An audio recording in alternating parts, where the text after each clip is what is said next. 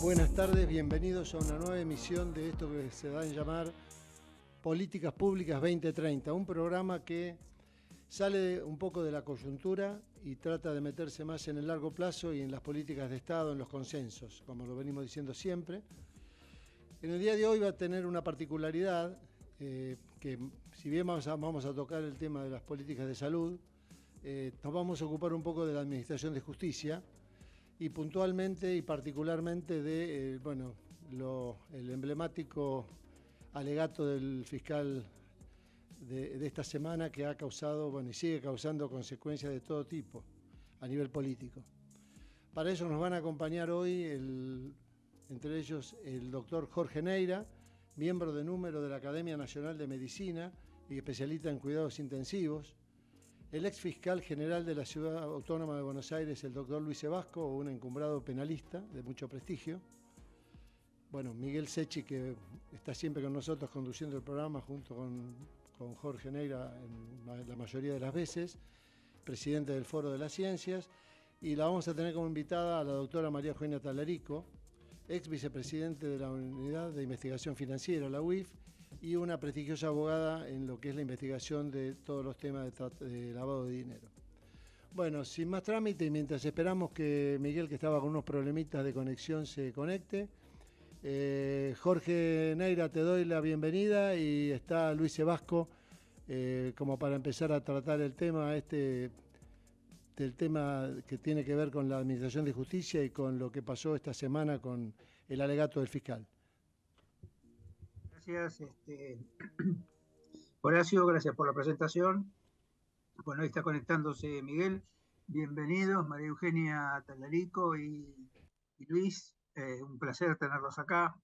Creo que es un momento particular para intercambiar ideas, para reflexionar sobre la situación política y jurídica, ¿no? Que no se llevan tan bien en nuestro país y que no son tan independientes como debieran ser. Y hasta que se conecta Miguel, me gustaría saber de ustedes, María Eugenia y Luis, ¿cómo ven ustedes la conmoción que se ha generado en esta cosa digamos,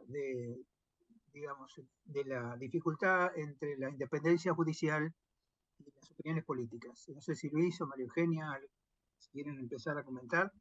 Como quieran. Bienvenidos. Ladies first. María Ladies Eugenia first. Bueno, ladies first. Ok, entonces María Eugenia, queríamos preguntarte, ¿qué les parece a ustedes, que son destacados profesionales de la justicia?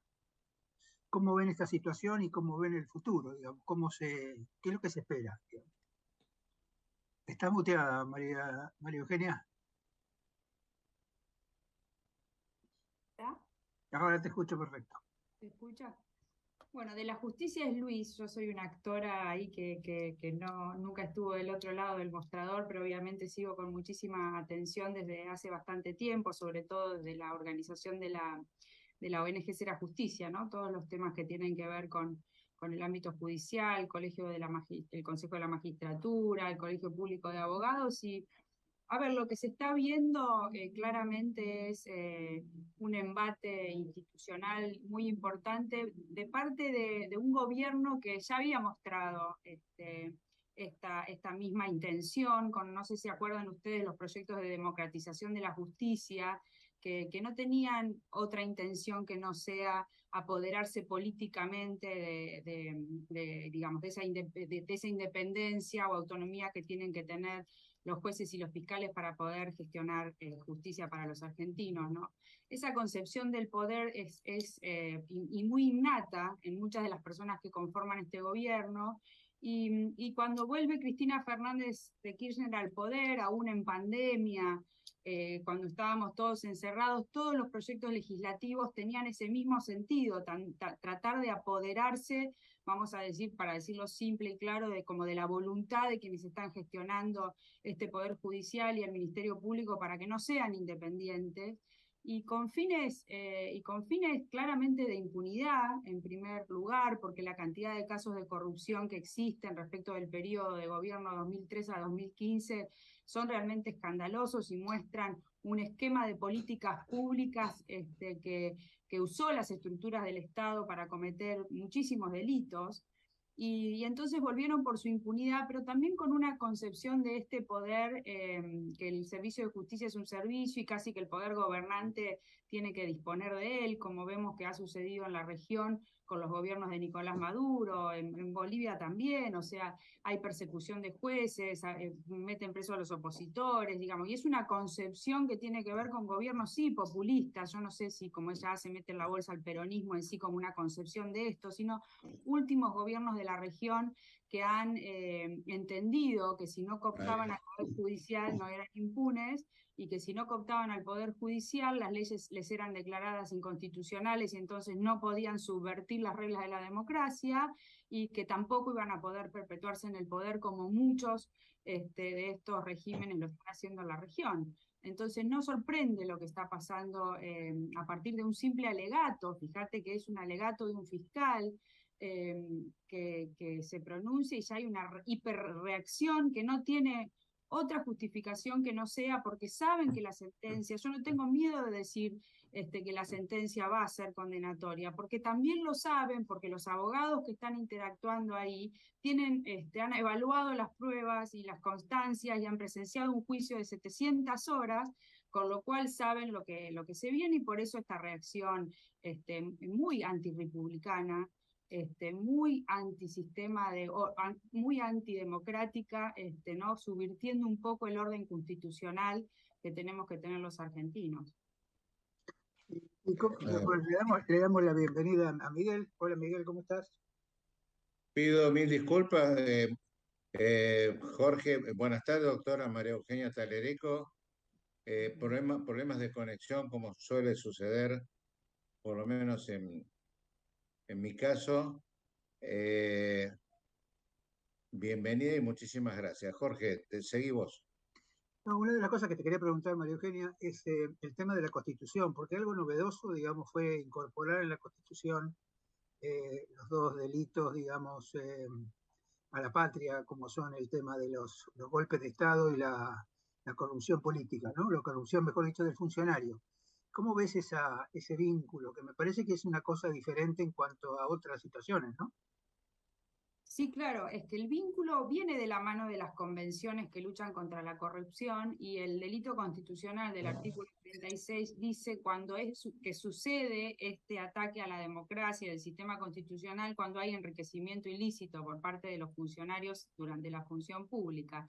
Y hay una ligazón muy grande, no tanto por ahí con la conexión del delito de asociación ilícita, pero sí con la defraudación al Estado, que ha generado este enriquecimiento patrimonial muy grande de los distintos funcionarios del gobierno kirchnerista, porque la verdad hay que decirlo, no hay corrupción cero, pero tampoco el escándalo de casos de enriquecimiento ilícito como han tenido, con un incremento patrimonial que digo, esto no es lawfare porque lo ve la gente ve de dónde han venido y la gente ve cómo están estos funcionarios, y realmente hubo casos judiciales, incluso con condenas de Jaime, de Debido, el enriquecimiento ilícito de Cristina Néstor Kirchner. Tenemos un juez que dijo que lo agarraron del cuello para sobreseerlos, y un contador arrepentido, Manzanares, muy arrepentido, porque si uno lo ve además ve su postura frente al arrepentimiento y su declaración, que dijo que las pericias fueron fraguadas.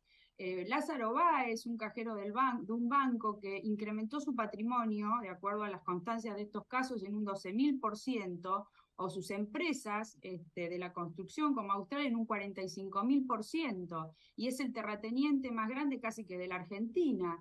Entonces, los secretarios privados, tanto Gutiérrez el asesinado, tenía un caso por enriquecimiento ilícito, como Muñoz, también su secretario privado, y López revoleando bolsos. O sea, esto es de una descomposición muy importante por parte de los funcionarios, pero por supuesto también ahora se activan las resistencias de muchos problemas que tenemos los argentinos entre el otro lado del mostrador, y también la dirigencia política, cuando las prácticas de corrupción se instalan de un modo sistémico y estructural. Pero específicamente respecto del delito constitucional, es la defraudación, es los delitos que traen enriquecimiento y que violan todas las convenciones internacionales contra la corrupción, que también las tenemos incorporadas en nuestro orden jurídico. María Eugenia, antes de pasarle la palabra a Luis, digamos, ¿esto es una novedad que haya, digamos, un antecedente constitucional que antes no existía?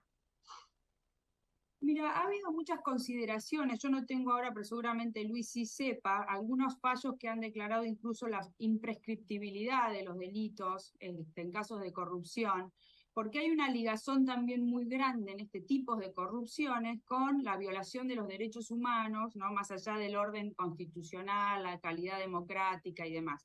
Porque la realidad es que todo ese dinero, finalmente, a las personas que afectan, es al crecimiento, es al desarrollo, es a la pobreza, digamos, todo ese dinero que se desvía hacia los bolsillos del poder, es dinero que no fue a obras públicas y a cubrir necesidades básicas de la población, ¿no? Entonces ese es el efecto económico de la corrupción. Después está el efecto en la democracia, porque obviamente la falta de confianza que generan estos funcionarios tan corruptos, cuando es así sistémica y estructural, hay una deslegitimación muy grande del régimen de la democracia, falta de confianza de los ciudadanos en sus dirigentes, y ahí es donde surgen las oportunidades para estos liderazgos también, que en definitiva terminan siendo tan dañinos para una vida sobre todo ordenada, en paz, con instituciones que funcionen, ¿no? Y con la posibilidad de poder desarrollarnos a largo plazo. Entonces, la violación, la afectación de los derechos humanos que provoca la corrupción está vista desde este lado y analizada cada vez en mayor profundidad con medidas económicas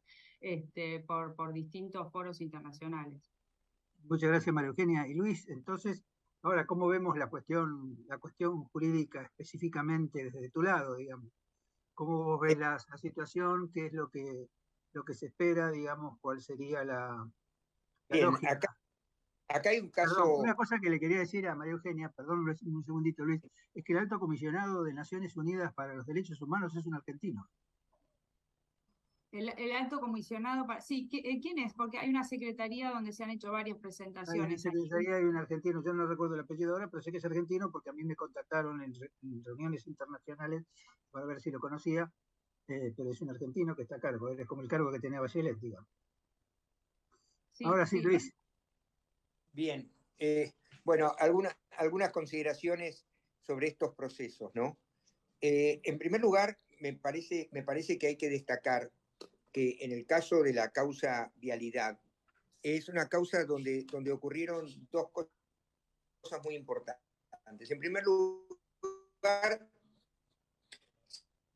se demostró claramente a través de peritajes hablada por las partes y eventualmente controvertida, pero donde hubo discusión sobre el alcance, quedó demostrado que las licitaciones en favor de Lázaro Báez habían sido hechas de manera tal que, en primer lugar, obras que por ahí no eran necesarias, que se hicieron las licitaciones, obras que no se concluyeron y se pagaron totalmente. En todos los casos hubo sobreprecios respecto de los precios normales de plaza. No hubo oposición porque las empresas que aparecían estaban vinculadas. Es decir, en todos los casos se demostraron diversos tipos de irregularidades importantes. Ahora, también se demostró, y esto es lo particularmente relevante, que no solamente Cristina Kirchner tenía vinculación con la familia Báez, una vinculación muy directa que abarcaba desde amistad personal de Néstor con Lázaro Báez, pero hasta negocios que continuaron después de la muerte de Néstor Kirchner, fideicomisos en común, propiedades en común, ventas mutuas, administración de los hoteles por parte de Lázaro Báez, etc. Pero lo que es más importante de todo esto, se demostró que el dinero que recibía Lázaro Báez iba al patrimonio de la familia Kirchner a través de Otesur y Los Sauces, en algunos casos, en el mismo momento en que la empresa de Lázaro Báez recibía el dinero, exactamente la misma cifra, con centavos inclusive, era girada a Otesur. ¿Por qué es muy importante esto? Porque el oficialismo se está empeñando en decir que no hay pruebas directas de la participación de Cristina Kirchner en la celebración de esas licitaciones.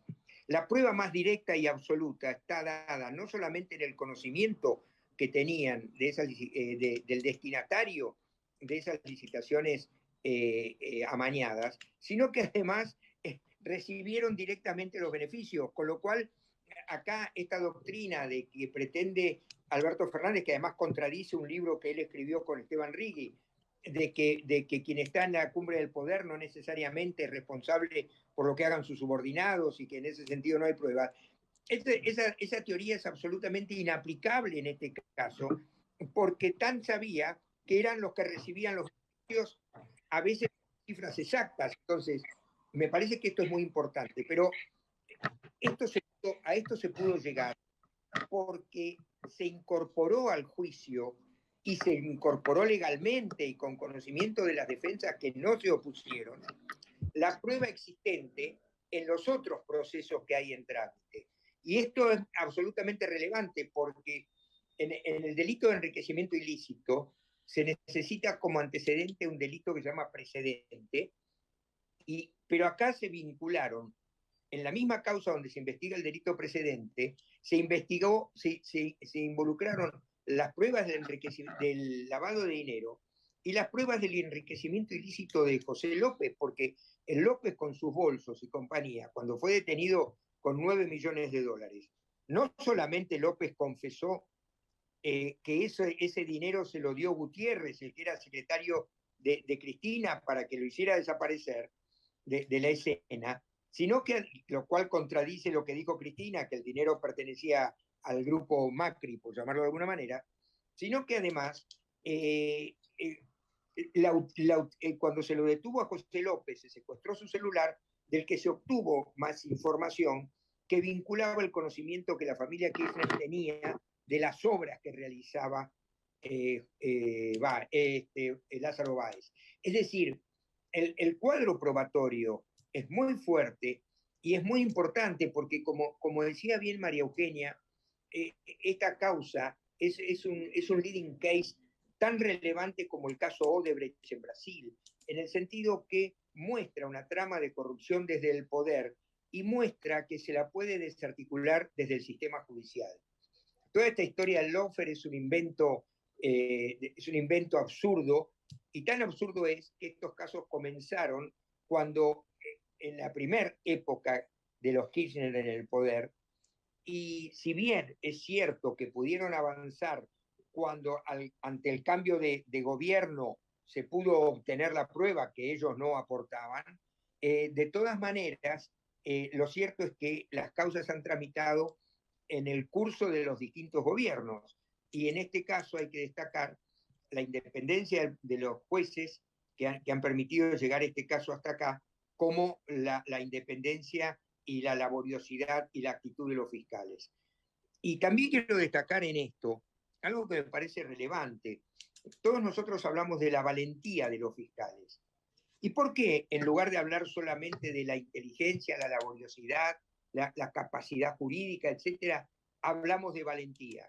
Porque sabemos que están enfrentando una estructura mafiosa. Dejémonos de bromar. Nosotros no hablaríamos de valentía si no supiéramos que están enfrentando una estructura mafiosa. Por eso creo que este caso sigue siendo un leading case, y quiero redondear esta cuestión con algo que me parece muy importante.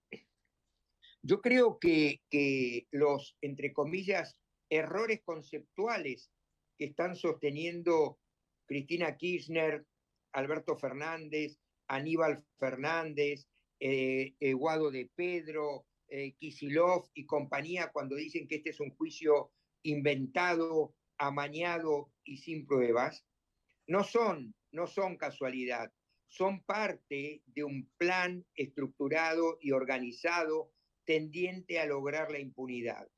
Y que en este momento primero se manifestó con la designación de funcionarios en los organismos de control que fueron desistiendo una a una de las querellas contra Cristina Kirchner. Y en este mismo juicio de vialidad, recuerden que primero desistió la Oficina Anticorrupción y después la representación de la UIF, dijeron sus abogados que por estricta disposición de su presidente pidieron la absolución. Pero además, ahora estamos en otra etapa. La etapa es la de amedrentar a los jueces que tienen que dictar la sentencia y a los jueces que tienen que expedirse y a los fiscales que tienen que actuar en los otros casos pendientes. Y este amedrentamiento viene por dos vías. Por un lado, tratando de instalar la idea de que el juicio es falso y sin pruebas para justificar la segunda parte, que es la famosa pueblada a la que se refirió Eve de Bonafini, o el qué quilombo se va a armar, si la tocan a Cristina, qué quilombo se va a armar, porque cuando en la Argentina decimos qué quilombo se va a armar, de lo que estamos hablando es de violencia. Esa es una terminología específica de las barras bravas, y en esos casos siempre eso va acompañado de violencia. Entonces el mensaje es, salgan tranquilos porque el juicio es falso, pero salgan a armar quilombo. Esto quiere decir a rechazar la intervención legítima del Poder Judicial en un Estado de Derecho. Esto es necesariamente una variante del delito de sedición. La Constitución establece claramente que el pueblo no delibera ni gobierna sino por intermedio de sus representantes. Una sentencia judicial es un acto de gobierno. Cada órgano judicial, cuando dicta un fallo, está representando al Poder Judicial en su totalidad y es un acto de gobierno.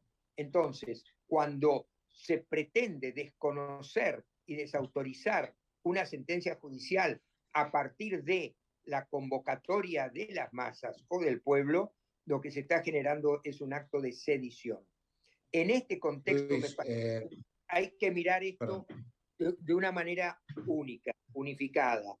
Esto es, el discurso descalificando el alegato de los fiscales, que no es nada más que un alegato y una acusación, y la convocatoria a la resistencia popular a la decisión de los jueces, debe ser visto claramente como una amenaza a los jueces, diciéndoles tengan cuidado que si ustedes condenan a Cristina va a haber violencia, y esto tiende a evitar que el Poder Judicial se manifieste como corresponde. Esto está exactamente tipificado en la Constitución y en el Código Penal. Y termina siendo finalmente no solamente un acto de sedición, sino también un acto de encubrimiento de la corrupción que la misma Constitución tipifica como traición a la patria. Tengamos presente que no son burros, que no son casualidades, que todo esto está perfectamente organizado y estructurado para evitar la decisión del Poder Judicial. Doctor Sebasco, ¿cómo le va? Sí. ¿Qué tal? Bueno, gracias. Permiso, doctor. Gracias, Sebasco, Luis, por traer a la doctora Talerico, un lujo para nosotros, un honor. Ante tus palabras, coincidiendo absolutamente con el diagnóstico de que las acusaciones fiscales son prolijas, contundentes, documentadas y sobre todo dictadas por fiscales valientes. ¿Cuáles se le ocurren a ustedes que son los mecanismos institucionales, otros poderes del Estado o la oposición para blindar todo lo que se ha hecho y protección de los jueces, o sea, los procesos que se vienen ahora? Porque me parece que es un desafío muy grande el hecho de decir, cuiden, que cuidado con lo que van a hacer porque se viene, o sea, ¿se les ocurre alguna acción preventiva a nivel institucional? Porque si no, la calle va a ser un enfrentamiento como ya está sucediendo en una sola esquina, por lo menos. Eugenia. Luis, estaba tomando carrera Luis, que quedó más No, lo que quería decir es que ya la Corte avanzó pidiendo la protección de los jueces y los fiscales. Creo que hay que apoyar públicamente la decisión que tomen los jueces.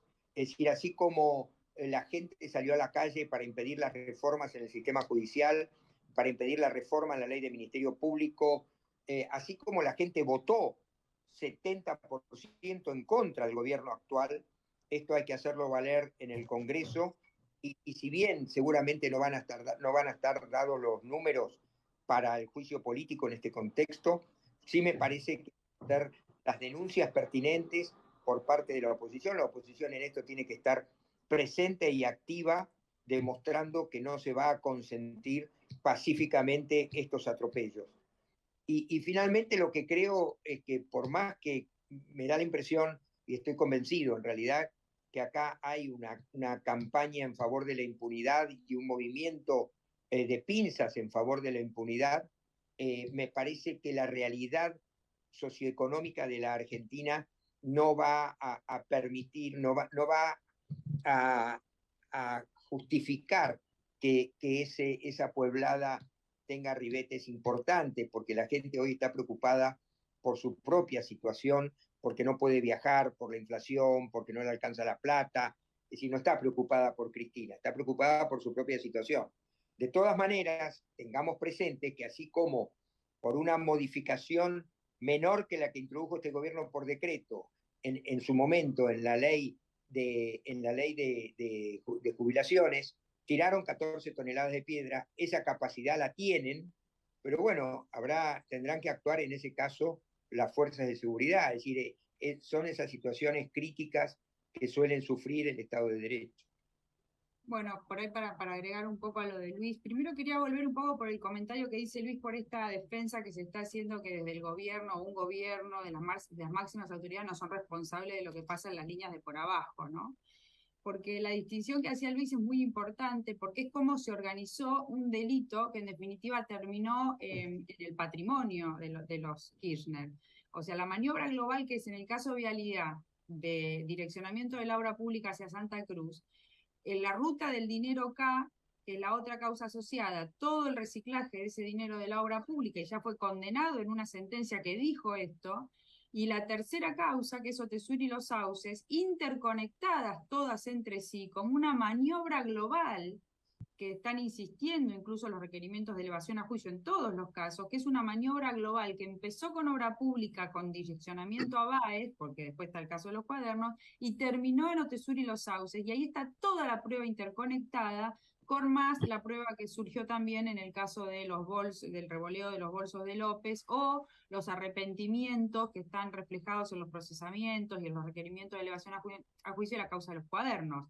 Todo esto es acá, y por eso es esta maniobra global, que no es un tema de las estructuras de abajo que delinquieron, sino de los delitos que organizó la cúspide del poder para cometer con las estructuras del gobierno. Por ejemplo, la Sindicatura General de la Nación estaba en manos de la esposa de Debido, es ministerio central en casi todas las políticas de corrupción que se hicieron y que sobraron en ese gobierno. Entonces, es mucho más allá que esto que quieren tratar de decir. Después, respecto de las puebladas, y yo quiero poner atención a lo que está diciendo Luis respecto de este delito de sedición o de subversión del orden constitucional, hay un artículo específico en nuestro Código Penal, más allá de las protecciones constitucionales, porque es gravísimo de lo que estamos hablando. Es gravísimo, pero son situaciones que vimos en la región muy claramente cuando toman la calle, como está pasando en Ecuador, como pasó en Chile, como pasó en Colombia con el gobierno de Duque. Entonces están organizados y también a nivel regional. Entonces el triunfo de Lula está siendo esperado con muchas ansias por todos estos alineamientos políticos regionales. Entonces, obvio que la calle es un gran riesgo, porque para mí la justicia, con los resguardos de seguridad, los funcionarios que tengan que ponerse, como la Corte está pidiendo, por suerte todavía hay, me parece ahí, un resguardo que no es por ahí como el que tienen en Rosario o Santa Fe, donde el crimen organizado y el narcotráfico ya tomó las calles, le llenan de balas los edificios. O sea, estamos en un estadio distinto a la capital federal, y entonces me parece que los tribunales tienen un resguardo para funcionar distinto en un caso que no es de ese tipo de violencia, pero que despierta esta violencia de defensas en la calle, de lo que se ven como algo irreversible en la sede judicial. Y ahí me parece, Luis, que lamentablemente, bueno, el Ministerio de Seguridad está en manos de una persona que para mí es parte del problema, para nada de la solución, que es probable que deje que esto desborde, que no tengamos los resguardos necesarios para reconstituir el orden en la calle. Va a haber un gran tema, pero al final de cuentas yo digo que esto es un tema bisagra, no solo desde el punto de vista del precedente judicial, porque cuando el fiscal dice corrupción o justicia, está hablando de dos modelos de país.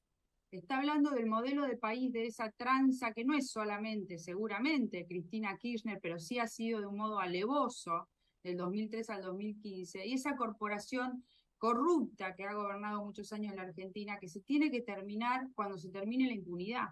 Entonces es toda esa resistencia que es barbarie, que es la Argentina que estamos teniendo en definitiva, versus la Argentina que cuide sus instituciones, que pueda llegar con esta sentencia hasta sus últimas consecuencias, y la calle habrá que recuperar el orden.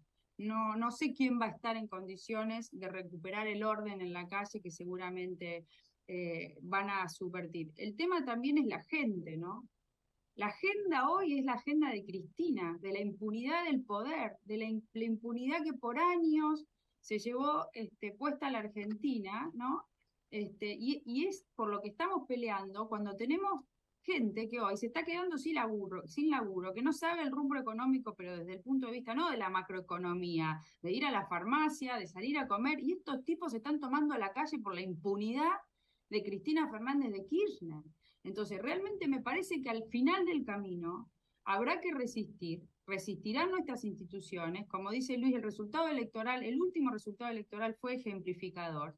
Y bueno, quizás el año que viene, a pesar de todo este sufrimiento, va a ser el tiempo finalmente de la senda del cambio, ¿no? Y con una exposición de políticas públicas tan corruptas que alguien va a tener que tomar el liderazgo desde la función pública, pero también como señal hacia los empresarios, de que la Argentina se empieza a terminar la joda, porque realmente no muchos se pueden rasgar las vestiduras. Entonces es hora de que con estos precedentes judiciales empecemos a cambiar la Argentina.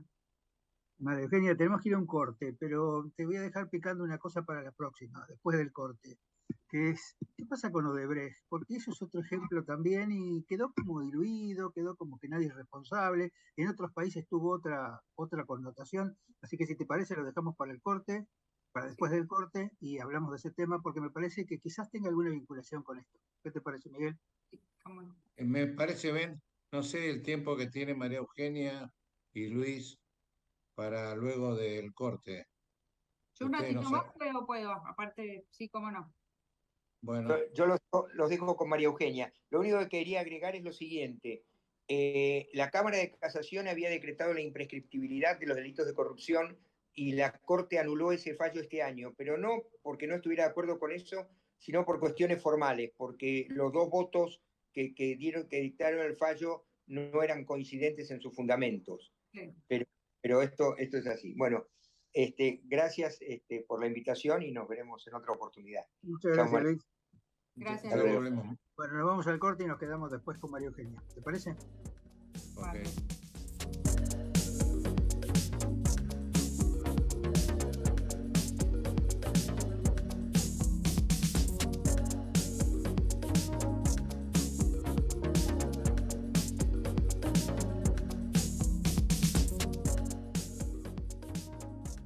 Ecomedios.com AM1220.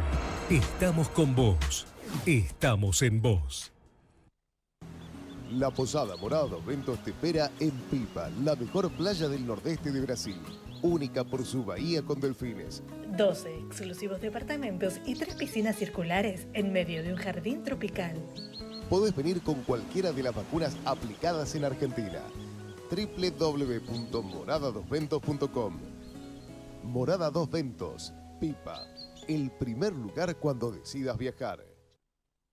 Construir ciencia es aumentar y mejorar la infraestructura de instituciones científicas del país. Por eso estamos invirtiendo 9.900 millones de pesos en 22 obras para mejorar las investigaciones de 39 instituciones del Sistema Nacional de Ciencia, Tecnología e Innovación, distribuidas en 16 jurisdicciones de todo el país. Conoce más en argentina.gov.ar/ciencia. Primero la ciencia, primero la gente. Argentina Presidencia.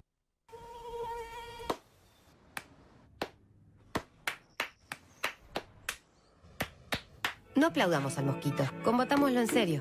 Para combatir el dengue, el zika y el chikungunya, evitemos que los mosquitos piquen y se reproduzcan. Usemos repelentes, coloquemos tules en la cuna de los bebés y demos vuelta a contenedores para que no se acumule el agua. Si tenés fiebre alta, dolor de cabeza y dolor muscular, no te automediques y acudí al médico. Encontrá más información en argentina.gov.ar. Argentina Unida, Ministerio de Salud, Argentina Presidencia. Informate en ecomedios.com. Seguinos en TikTok, @ecomedios1220. Bueno, Jorge, no sé cuáles son tus primeras impresiones ciudadanas mientras llega María Eugenia. Es muy difícil, es una situación muy particular. Yo creo que la gente necesita tranquilidad, ¿no? Me parece que esto no favorece la tranquilidad. Ahí está entrando María Eugenia. No favorece la tranquilidad. A mí me preocupa el tema de tirios y Acá está troyanos. María Eugenia. Bueno, aquí está María Eugenia, bienvenida otra vez.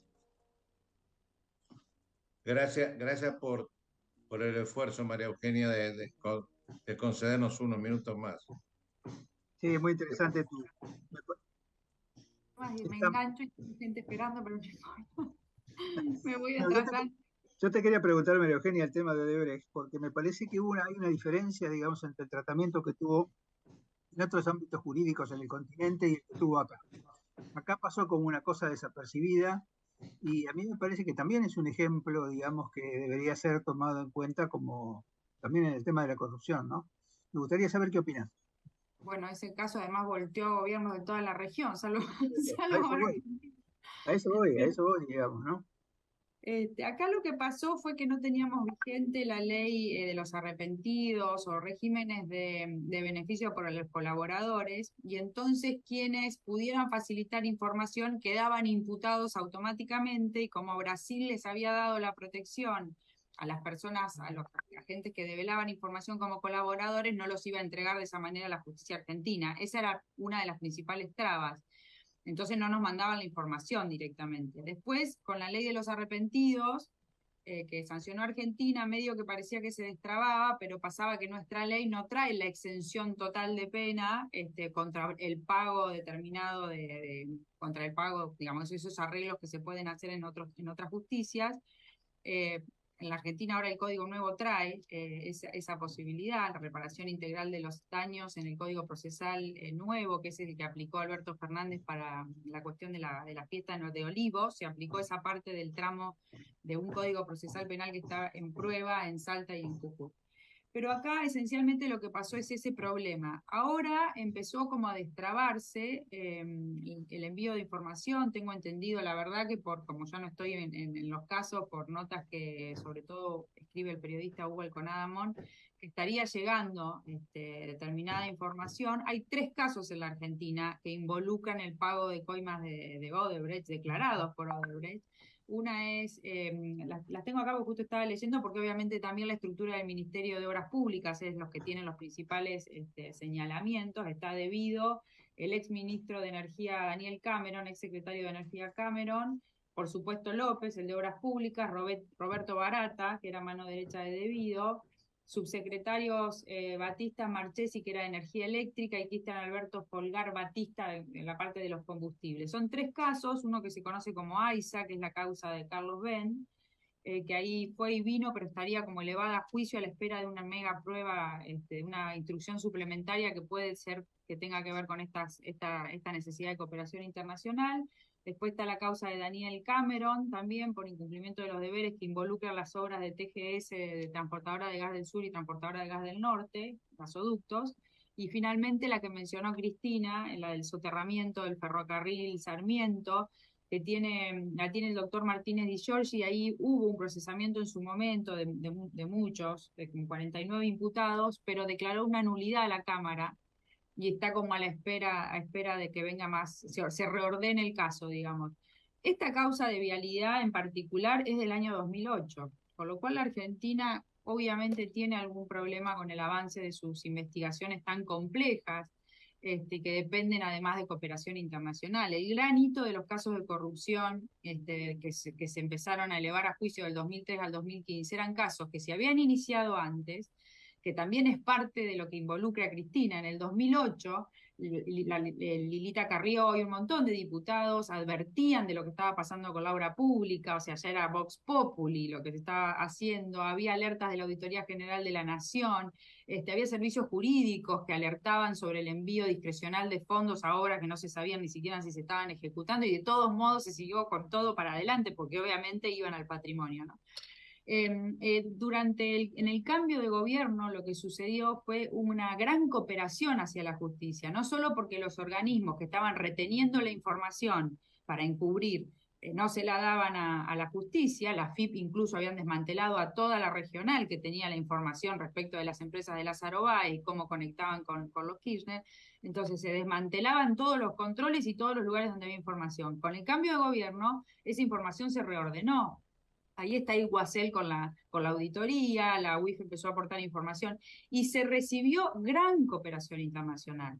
El mundo no coopera con los países donde la alta corrupción hace que todo sea usado para perdonar a los corruptos y para perseguir a los opositores. Esta es la realidad. Entonces, lo que pasó es que el mundo, había como 200 sociedades de Baez de las que se recibió información, rutas del dinero, ahí se revelan frente a una investigación de este tipo de corrupción y de lavado de dinero, se empiezan a revelar las sociedades, los beneficiarios finales de las cuentas bancarias. Toda esa información llegó a la Argentina después del cambio de gobierno y es lo que está en las causas y es lo que permitió conectar las dos puntas, obra pública con Otesur y Los Sauces, porque en el medio, la ruta del dinero acá, toda la circulación de ese dinero la habíamos perdido porque había circulado por el mundo entero. Entonces, eso es lo que sucedió. Y desde 2008 a ahora recién estamos llegando a esta instancia de juicio. Así que Odebrecht en algún momento va a volver a pasar esto. Y bueno, mientras estén en funciones hay suspensión de la prescripción de las acciones y entonces... ¿Y vos dirías que es similar la causa? ¿Tiene, digamos, entraría dentro de la misma situación regulada por la Constitución? Odebrecht y causa de vialidad. Para mí digamos, ese artículo 36 de la Constitución es el reflejo de las convenciones internacionales de lucha contra la corrupción. Entonces, estos son actos que no solo defraudan al Estado en miles de millones de dólares, para decir una moneda que no pierda su valor, sino que también enriquece a los funcionarios y también enriquece a los empresarios. La verdad que desde la Unidad de Información Financiera, con el caso de los cuadernos, nosotros instamos una causa individual contra los empresarios de la obra pública, y no son todos los que todos conocemos del capitalismo de amigos, son empresarios que, bueno, hace años están tratando con el Estado con estas prácticas y que en el caso de los cuadernos quedaron, escrachados, para decirlo en un idioma más coloquial, ¿no? ¿Qué había pasado? Cuando se descubre cuadernos, ya había pasado el sinceramiento fiscal. Durante el sinceramiento fiscal, muchos de estos grandes empresarios que después aparecen en cuadernos habían declarado sus cuentas en el exterior. Y muchos de los movimientos de las cuentas en el exterior coincidían con los periodos de la obra pública con sobreprecios y demás que se denunciaban en la causa de los cuadernos. Entonces, ese otro lado del mostrador no solo cobra sobreprecios para retornarle a los funcionarios. También hay desvíos en esas empresas, facturaciones apócrifas y delitos que se cometen para que en la contratación pública poder habilitar el cohecho, el pago de coimas y demás, y retornos. Entonces, ¿qué había pasado? Esa información de las cuentas blanqueadas revelaba que podía haber fondos provenientes del blanqueo de dinero porque provenía de la defraudación al Estado. Ese caso fue archivado, obviamente, después del cambio de gobierno y nadie dijo más nada. Era, obviamente, iniciativa de la anterior Unidad de Información Financiera y éramos querellantes. Pero bueno... María Eugenia, por tu tiempo, por favor, que estamos muy agradecidos. Te hago una pregunta. ¿Cabe la posibilidad de que, de acuerdo a tu agenda, nos avises cuándo podés acompañarnos otro día con el tiempo que vos puedas disponer? Por supuesto, por supuesto. Nosotros estamos los jueves a las 15, pero también desde el Foro de las Ciencias y con Sebasco y compañía armamos unos Zoom especiales donde uno ahí trabaja ya con más tiempo y con gente previamente invitada con nombre y apellido, o sea, nada abierto. Porque a mí me queda no una pregunta, sino algo para continuar. Dos temas, y tu generosidad en el futuro lo permite. El rol del periodismo, ya que mencionaste a Hugo Alconadamón y varios más. Bueno, los cuadernos es Diego Cabos, ¿no? Por eso, Diego Cabos. Y el tema que también preocupa es el desmantelamiento oportuno, la reconstrucción posterior y el desmantelamiento actual, ¿cómo podemos, o sea, qué futuro le vemos a nuestro país en ese sentido de los organismos de control? Estamos invitándote, porque sabemos que tus minutos hoy no son... Son escasos. Es más, ya estoy atrasada 20 minutos con... Y así, imagínate cómo llego a la noche. El delay va a ser de 1 hora, pero bueno, espero que ¿Te podemos molestar en otro momento? O... Sí, a disposición, Miguel, con muchísimo gusto, por supuesto, para lo que pueda, nada, informarles de lo que conozco, de lo que sé, a disposición. Y muchísimas gracias especialmente, María Eugenia. Gracias a ustedes. Muchas gracias y nos vemos pronto entonces. Con mucho gusto. Nosotros, Jorge. Gracias, María Eugenia. Hasta luego. Sos un ejemplo. Gracias. Doctor Neira. Sí.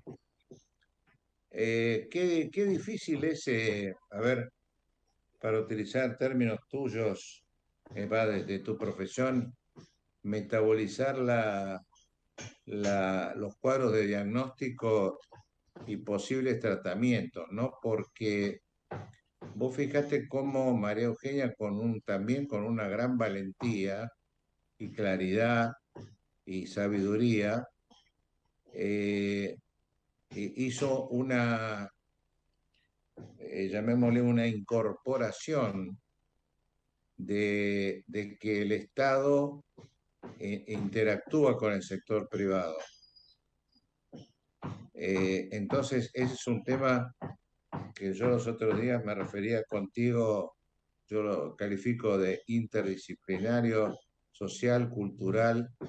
O sea, es un tema de valores, porque hay organismos del Estado que pueden ser reconstruidos, pero me parece que acá hay un serio dilema ético. Sí, a mí me parece que todo se basa en una palabra que es transparencia, ¿no? En la medida en que no existe transparencia, digamos, algo que nosotros venimos insistiendo hace rato en la transparencia institucional, a mí me parece que dificulta todo, ¿no? Yo creo que si pudiéramos generar, digamos, transparencia en las instituciones, bueno, eso creo que sería bueno, ¿no? Yo siempre tuve la fantasía de crear ya te lo dije muchas veces, ¿no? Un consorcio de entidades éticas que tuvieran una transparencia tal que se pudieran sostener en el tiempo sin ningún problema, simplemente para que sirvieran de reservorio, para que sirvieran de ejemplo, para que sirvieran de decir, ve que se puede hacer las cosas con transparencia, ¿no? Y bueno, a mí me parece que tenemos muchos años de falta de transparencia en todos lados, incluso hasta algunas conductas nuestras tienen falta de transparencia porque no nos conviene. Cuando la conveniencia está por encima de lo que tiene que ser, ya empiezan los problemas, porque el conflicto de interés siempre tiene algún inconveniente con lo que hay que hacer, digamos, lo que hay que hacer es lo que hay que hacer y no lo que conviene. Eso es lo que decía Kant, tanto en el siglo XVIII, eso se llamaba el imperativo categórico. El imperativo categórico es hacer lo que había que hacer, y el imperativo intuitivo es hacer lo que hago porque me conviene. Y bueno, a mí me parece que esa es la diferencia entre el imperativo categórico y el imperativo intuitivo. Y yo creo que nosotros necesitamos mucho imperativo categórico. Me preocupa esta situación porque acá hay una situación de difícil resolución, ¿no?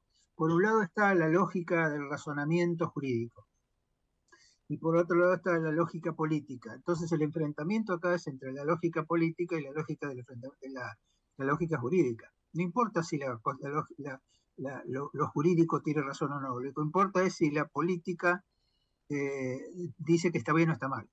Y este es un grave problema porque la gente no termina de entender. Y yo creo que a veces la gente tiene esa duda de quién es el que tiene razón, ¿no?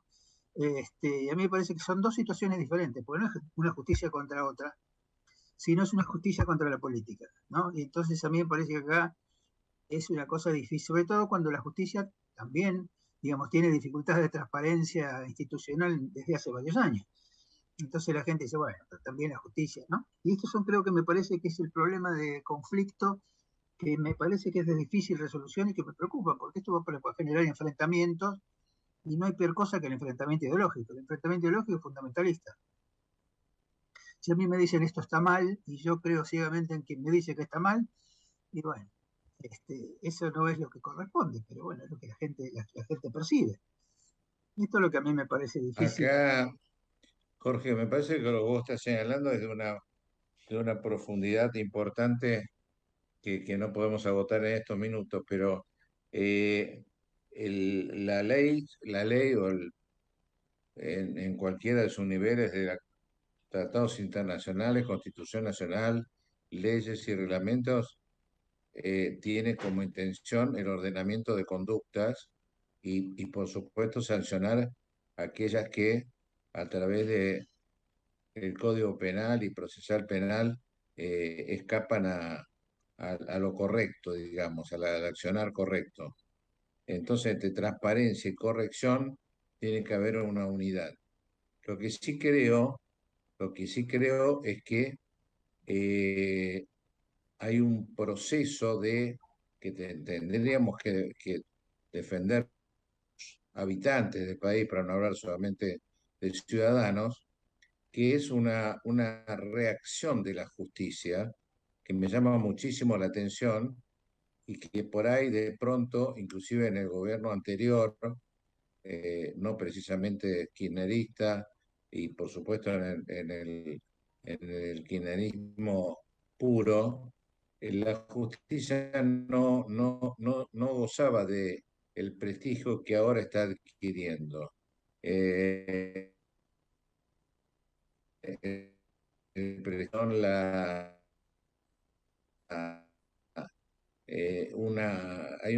Advierto, hay una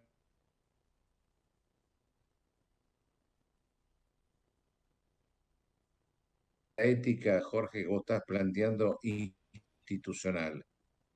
Por supuesto, acompañado de ese consorcio que deberíamos construir con un código de transparencia y la adhesión, que sería el acompañante privado de toda la conducta de los tres poderes.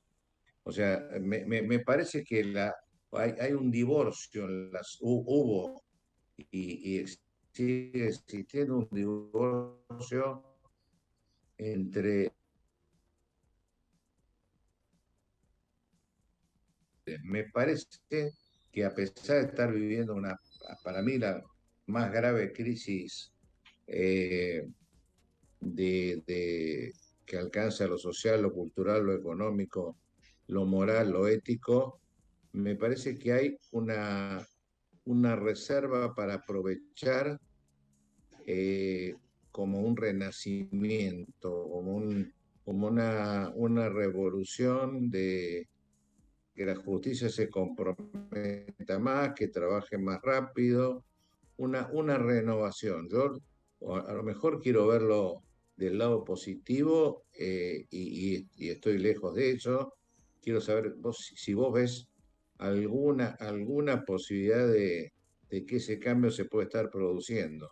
Yo creo que a mí me parece que lo que es necesario en este momento es ver qué hace la oposición. La oposición necesita tener liderazgo, necesita tener coherencia, necesita demostrar que está a la altura del problema. La palabra crisis en chino tiene dos sílabas, ¿no? Una que es peligro y otra es oportunidad. Evidentemente esto es un peligro social, es un peligro de violencia en ciernes, pero también es una oportunidad que la gente entienda que de esta forma no podemos salir adelante, que necesitamos hablar, que necesitamos entendernos, que se necesitaría hacer una gran concertación política, pero no para que siga pasando lo mismo, sino para que haga un cambio lo suficientemente bueno como para que no haya necesidades de volver a hacer estas cosas en el futuro. Bueno, creo que nos están diciendo que nos tenemos que ir. Jorge, hay que ser respetuosos de los horarios. Muchas gracias a Miguel por la invitación, la verdad que fue muy interesante. Y bueno, seguiremos en la lucha. Que como dice gracias, Jorge. Como dice Discépolo, es cruel y es mucha. Gracias, Jorge. Gracias por tu forma de actuar y de pensar. Un abrazo grande. Chao, chao.